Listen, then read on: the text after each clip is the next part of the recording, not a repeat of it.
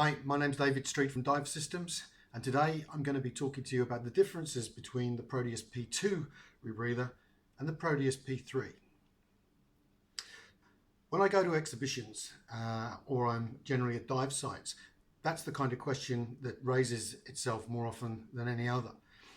The differences between the Proteus P2 and the P3 are really quite significant. So first of all, I'm going to talk you through the various components: the scrubber, the head, the counterlungs and the electronics. And what I'm going to do is show you a P2 item and a P3 and then compare them.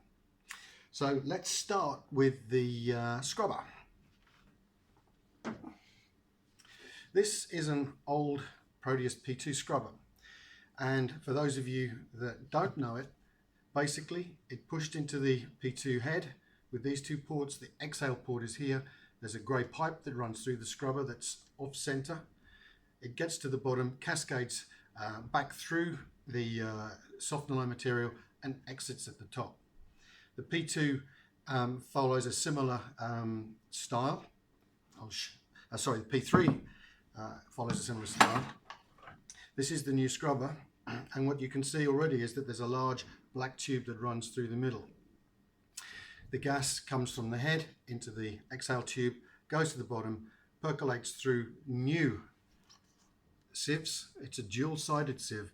The membrane is on both sides of the sieve. It's lighter than the old stainless steel ones we used to use.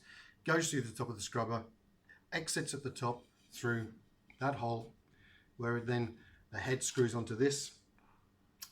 Oxygen sensors analyze it, and so on. So similar but different. Now let's have a look at the heads.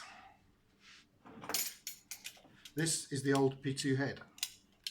Two holes at the bottom for the scrubber to connect, and ADV electronics chamber.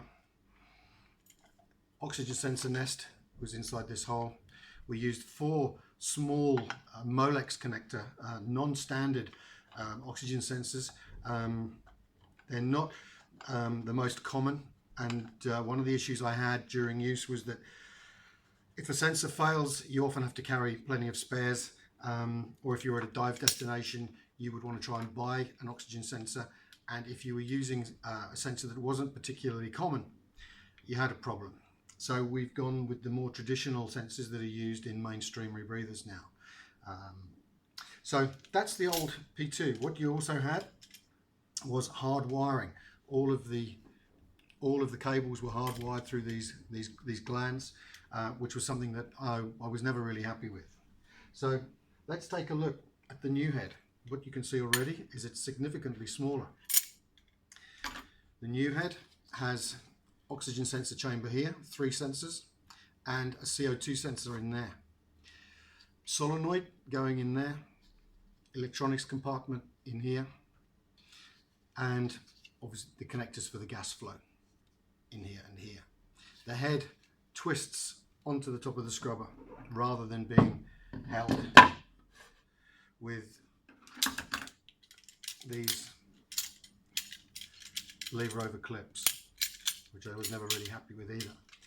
This is a much smoother, much better connection in my opinion. So let's put that over here. This is how the head looks when everything's fitted in. You've got a cover here over the sensor chamber. You've got covers over the solenoid and electronics chamber. You've also got 3 ports, electronics ports here. One is for the controller, one is for the HUD, one is for the backup PPO2 monitor. Backup PPO2 monitor is connected to the same 3 sensors. So what's happening on your main controller is what you're getting on the PPO2 monitor as well. Let's take a look at some of the electronics. The old electronics we had were like this. They're old Submatics units. Nothing wrong with them. They're fine. But they were using, still do use, the old Fisher cable connectors. And there's a rechargeable battery in here. And that's the cable connector. Plug it in. It's hardwired onto the head. So you can disconnect this and take it home with you and recharge the battery. It's full color screen, it's fine. It's just heavier and didn't necessarily fulfill all of the needs that I wanted to have on a Proteus. It also had a HUD. It's a single facing HUD, again hardwired into the head. We also had a backup PPO2 monitor with an extra fourth cell. We've decided, in the interest of space, to lose the fourth cell. So as I mentioned earlier, the controller and the PPO2 monitor are reading the same cells. So I think that's fine. So let's have a look at the new P3 controller and cables.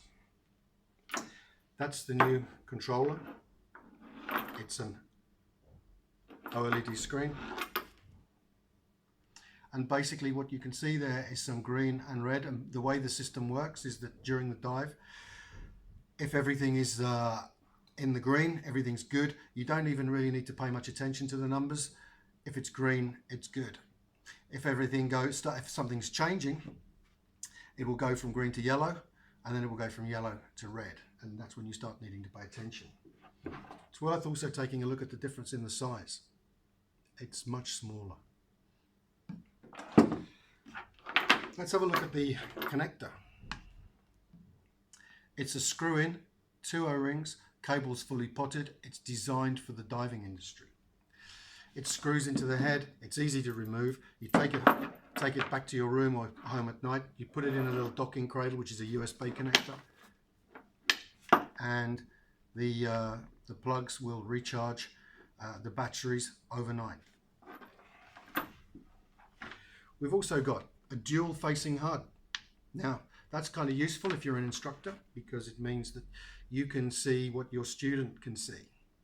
It's flashing both sides. It's also a screw-in connector. It's a different plug, so you can't get the plugs in the wrong order on the head. It's 2 O-rings. It's the same style of plug as the other one on the controller, just different pins. So the electronics and the controller are significantly different between the P2 and the P3. So what else is new? Well, let's take a look at the Counterlungs.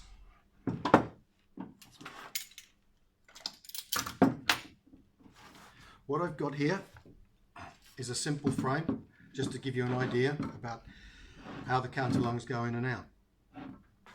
It's a reduced frame. I'm just using this to show you what it looks like.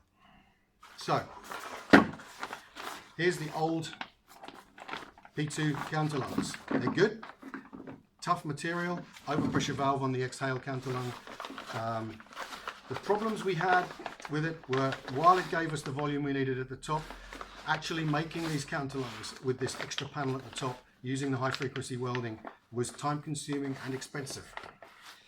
So we decided to ditch that. We also decided to get rid of the old connectors. There's nothing wrong with them. They're fine, but we wanted to have something that was ours rather than buying from another manufacturer. So that's the old Counterlung. This is the new one. It's similar but different. It's got significant volume at the top of the Counterlung. It's now 2 pieces. This is the top, and basically when it's inside the frame, it goes in like this.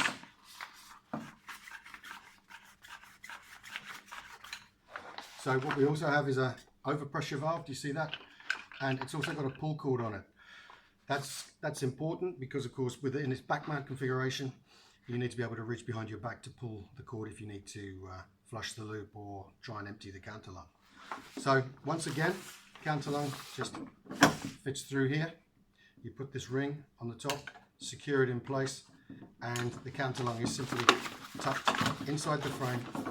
And the way the Counterlungs work is that there's the largest amount of volume of gas in the Counterlung is at the top of the rebreather. That's where we want it to be. We want it to be behind us at the top. The lower sections of the Counterlung are the water trap, and it's obviously got volume along the sides as well. That's really useful when we're using it as a side mount rebreather, because in its side mount configuration, it means that there's no, because we're using 2 Counterlungs, what's happening here is that when one Counterlung is working, the other one isn't. So they're exchanging space inside the same cavity inside the rebreather. That's cool. What that means is that what you've got is a dynamic breathing cycle going on inside the rebreather. The counterlung is running the full length, which means that it's balanced and you're not getting gas migration, because what's happening is that the exhale counterlung is taking the gas, it's then going through the scrubber. So there's a migration of gas, maintaining position and gas volume inside the loop, inside the rebreather frame. That works really well. It means that if you're going head up or head down, the gas is under control. It's not moving around at all. A lot of customers like that. So those are the main differences to the Proteus P2 and Proteus P3. I hope you found this video interesting. We're going to be putting it up onto the Dive Systems YouTube channel. I will be promoting that through the Dive Systems Facebook group and on the website. If you've got any questions, drop us a line. We've got, you can message us on Facebook or on email at david.street@divesystems.co.uk. Take care. Thanks. Bye.